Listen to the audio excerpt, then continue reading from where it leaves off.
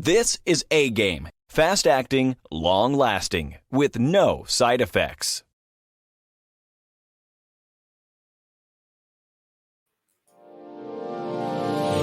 Hey, all my Crimsonites, and welcome to the Crimson Cure channel, where we embrace our femininity, increase our womanly value, and celebrate our brothers. So join me on our feminine journey to learn, heal, and grow.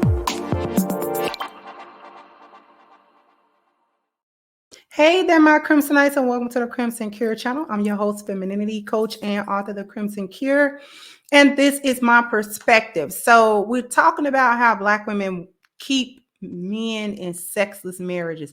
Now, the video that I'm showing you is obviously not going to be this is not a Black woman. But as usual, I'm talking to my sisters because we do this. We buy into these stupid ideas. Now, what this lady is going to be talking about, I actually agree with her 100% on what she's saying, but I need you guys to listen carefully to what she is saying, because this is a conversation that actually came up recently between me and a Muslim sister, and I thought it was a little bit weird. I thought this is something that we need to actually talk about, because this is becoming a thing. You know what? Just let me share my screen with you, and so you can see what I'm talking about. Here we go. You know, I'm going to be honest, I hate this consent word. I know how important it is, and I know why there's been this surging trend of like implementing the idea of consent and consensual relationships. But I have to tell you, the consent word, God damn, does it corrupt relationships. Why does someone need consent in a marriage? That's what I want to know. When you get married, what you are consenting to is two becoming one.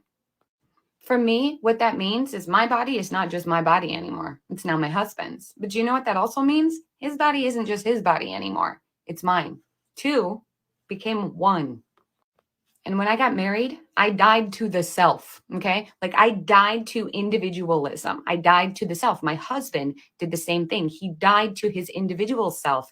And our marriage was a unity of both of our identities because, again, two become one.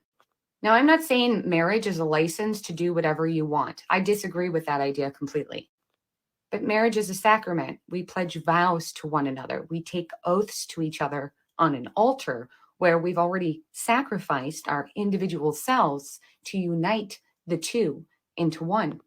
That means we do all things together in unity. That means if we're going to make different rules about touch and proximity and intimacy and horizontal refreshments, we're going to have a discussion about it, and we are going to have a vote or some form of agreement about it. I commit my flesh to my husband. He commits his flesh to me. I commit my heart to my husband. He commits his heart to me. I commit my mind to my husband. He commits his heart to me. That meant I consented to him. I consented my body, my heart, and my mind to him, and he already consented his heart, his body, and his mind to me. So what? We got the internet traipsing in with a bunch of psychological bullshit trying to tell us that we have to make new demands and new expectations and set new standards and have new fucking rules for our relationships. We're not even having discussions about the changes and all of these things that are taking place. And then women are taking leisure at being constantly emotionally offended and feeling like they're being emotionally raped or something, because how dare their husband, who committed his flesh to her, asked to touch her flesh, asked to be in her flesh. It doesn't make sense to me. To the people who talk about this consent word, look, I am not encouraging your man to just take whatever he wants, nor a woman, but I got to ask the question. If you're not going to have horizontal refreshments, and you're not going to let your husband have some titty therapy, why the hell do you get married? You know, Let me stop sharing. And what she had to say was 100% facts. It was really a mic drop moment, but I am going to add my perspective to it, right? Okay. Stop being single in these marriages. Marriage in and of itself is a consent, and consent in this particular way in which it's being used, the way she's talking about it, the way that it's being understood, is nothing more than a feminist-driven concept. It doesn't have anything to do. Okay, what it says is a few things, right? The first thing it says is that consent is not implied nor included in the marriage nor its dynamic. And she just dispelled that. And this is why I've said before how Black women aren't ready for marriages, not ready for healthy relationships. Because see, you know it's demonic when thought culture is promoted, just going out there giving your body to any dude for any reason, just because he got a couple of dollars, or just because you can look a certain way if you with him, or this, that, and the third. And all of that is fine. But in a relationship, in a marriage, now it's all these rules and constructs that didn't apply when you weren't married. When you was just out there in the street. Out there in the street is a free-for-all. Now, all of a sudden, when you get married, now it's all of these considerations and things you have to think about.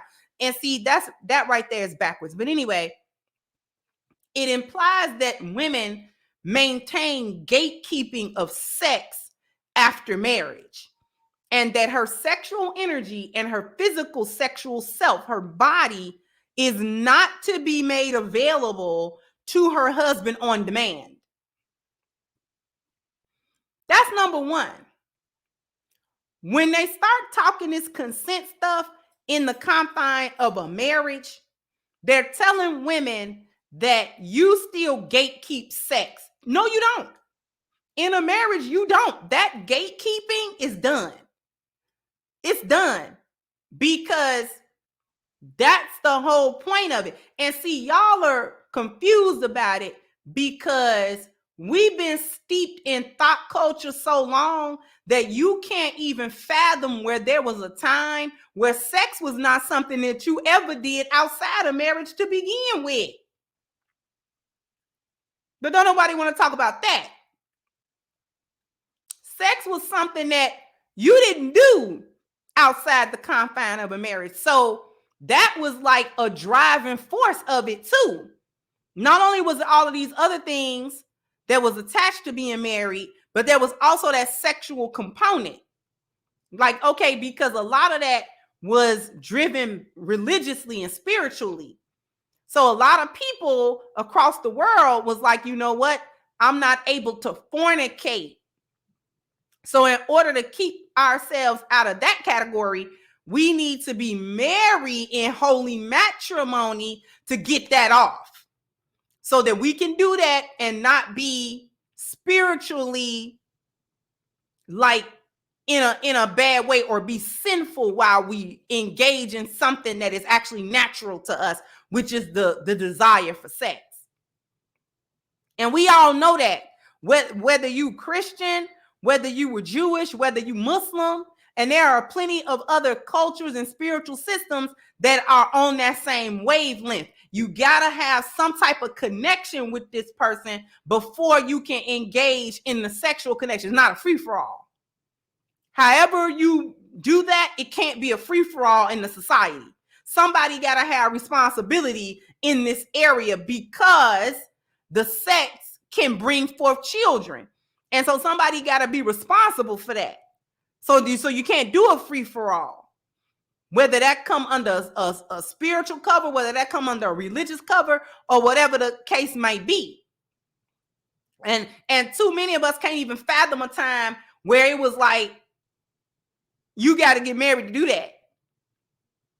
Not all of this free-for-all stuff. So gatekeeping sex is no longer your job after you're married, because the marriage in and of itself is the consent. That's sexual consent. That's saying, I, as a woman, am going to make my sexuality, my sexual energy, my physical body available for you on demand. The next thing that it talks about, and that it says and that it speaks to, is demonizing sex on demand. That sex on demand is being likened to trafficking, sex trafficking, or sexual slavery, or grape. So a husband wanting sex on demand from the woman that he is covering, that he vowed to always cover until he dead or she dead, that he always gonna provide, he always gonna problem solve, he always gonna protect, and he always gonna procreate. Now all of a sudden the procreation is off the table. No. Or it's demonized. That need can't be met on demand. Now nothing reciprocates the other way, right? So her need to be provided for got to be on demand. Her need for problem solving, her problems to be solved, that's on demand. The protection is on demand, but the procreation, when he benefit out of it or when he want it, that's not on demand. Right?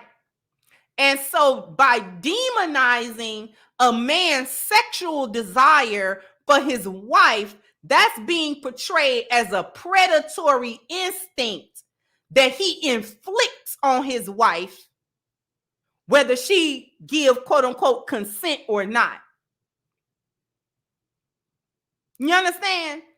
You understand how backwards this is and the demonic undergirding of this? We're going to get to that because this is demon time in real time, right? And it kind of ties into what I was talking about, listening to social media, because that's a thing going around, that there can be marital rape. Let's go into it, because that also presents fear mongering that husbands can or will grape his wife, right? And they're putting it out there as if men don't have any sense of patience or sense of understanding about there being times where we don't do sex. If she low down sick, okay, she got the worst flu you done seen her have, I don't know a loving husband that's going to not take pity on that, that's not going to have an understanding. This woman, you know what I'm saying, is coughing up a lung every 3 hours. First of all, I don't even want to be too close to her like that, because I'm going to catch it. And I ain't got time. One of us got to be well. Okay, I got to go to work. I don't got time to be laid up sick. Okay? I'm going to try to do my best, make sure she's comfortable. Baby, you need some orange juice or something. You know what I'm saying? You know, look after her until she feel better. I don't know no husband that don't do that. I don't know no husband that know you've been laid up sick for the last day or two and he mad about sex, or he mad that it's a couple of dishes in the sink when he know you crawling to the bathroom. You know what I mean? Like, I don't know no husband that don't understand that. I don't know no husband that don't understand she on a period. I don't know no husband that don't understand that every once and again, it don't line up. So we might not necessarily have sex tonight. Men understand that. The problem come in where that become a trend. That's a habit. And we're getting to that. Right? So men understand circumstance. I don't know who are y'all talking about? Who are these chicks talking about? What husband are these chicks talking about? I bet you not one of them can say that's their lived experience.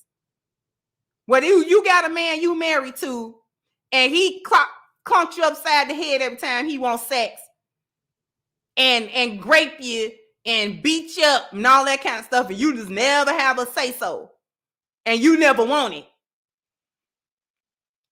So it's a lot of fear mongering, right? It's a lot of demonizing his sexual urge to make that something that he do against your will when it's not. Ain't no way that's against your will. You done had a train ran on you before. Ain't no way that's against your will. Or now all of a sudden you don't like sex now that you're married. No, we not doing that. He know when you emotionally can't do it. If you grieving the loss of a close family member, you just found out that this person passed away today. Your mama died today. You may not be in a sexual mood. I don't know no husband that don't know that. I don't know no husband that don't know that.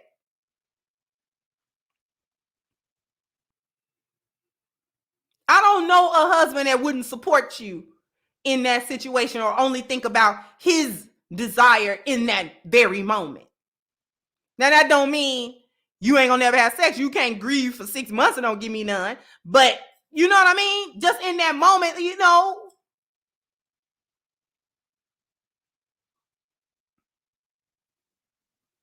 So they acting, so the fear mongering is like, oh, he gonna grape you every time you want sex. So they act as if men don't understand circumstances, or even lo and behold, sometime a man will decline you. Not tonight. I done worked 14 hours. My body aching in places. Listen, I gotta go to sleep because I got to get up at 4 o'clock in the morning. It's already 12. Now, I'm not saying that's gonna be all the time, because I also don't know a whole lot of husbands that's not willing to muster up that energy, you know, at any time, especially if it's good. Okay. But there are times when I literally, I can't. I literally don't have time right now. I can't do it right now. I can't. I would like to. We put a pin in it because I'm gonna come back to it. But right this second, and it's not gonna work. You can give me a little preview. Go ahead, give me a little preview now. You know, we can't go all the way. You see what I'm saying? Right. I don't know of any husband that's monstrous to his wife like that, where consent needs to be had. See, what this is really saying is that really, according to feminism, all male to female sex is great, consent or not. That's the thing that you got to understand, that feminism boiled down to, that all heterosexual sex is great. It supports a mindset that creates the emotional separation and alienation within a marriage. This is why it's demonic. This is why it's demon time, right? Because it keeps a family broken from the inside. It gives license for a woman to withhold sex under the guise of consent and being able to say no as often as she wants to. And that's not supposed to be an issue in the marriage. She can say no every day if that's what she want to do. And a man, if he's a real man, he's going to accept that, and just his need never get met. And to perpetrate like women don't got that same need. Like women aren't running around here straight up horny. Straight up horn dogs. Who's doing all the thirst trapping pictures? Women.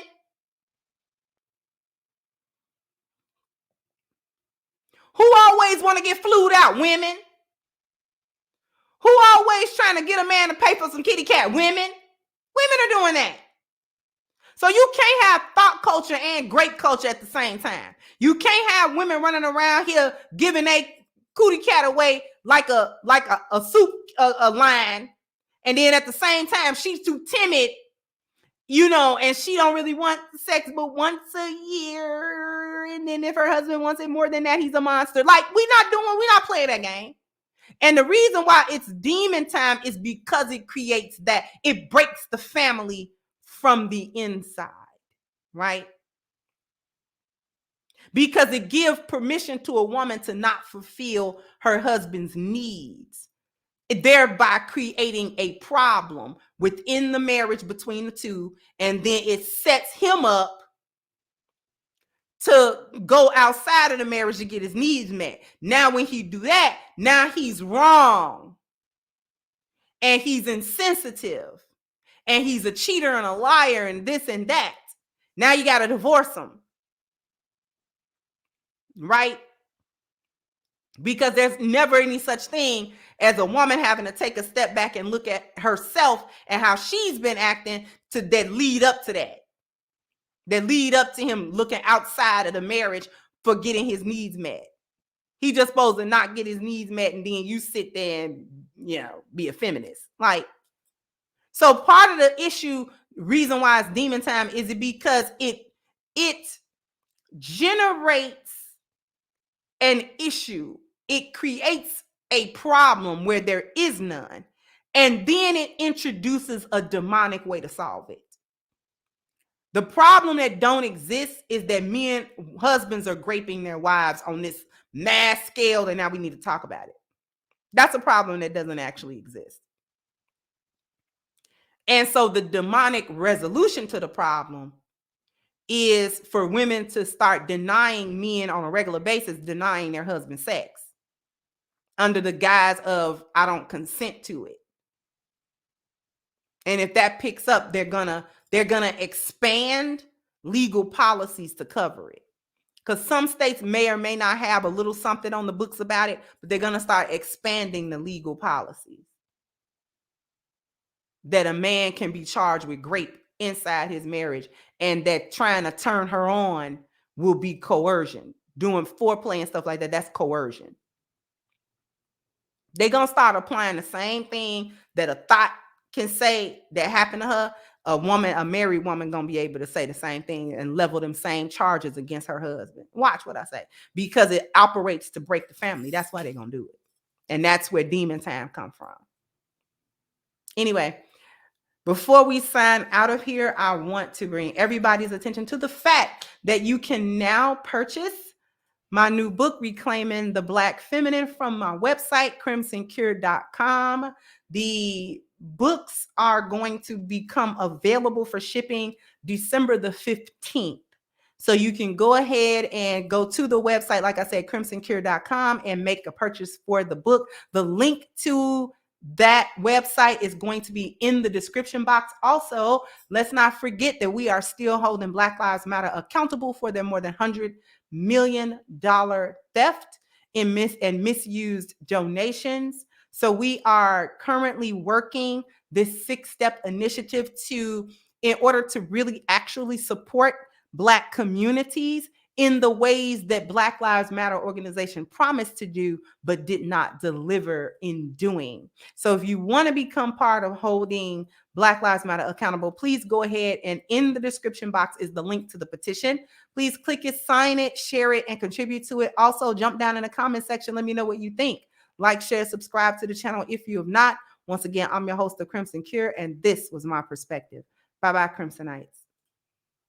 Hey guys, please like, share, and subscribe to the channel, and hit the notification bell. And if you've got more to say on the topic, leave a comment down below.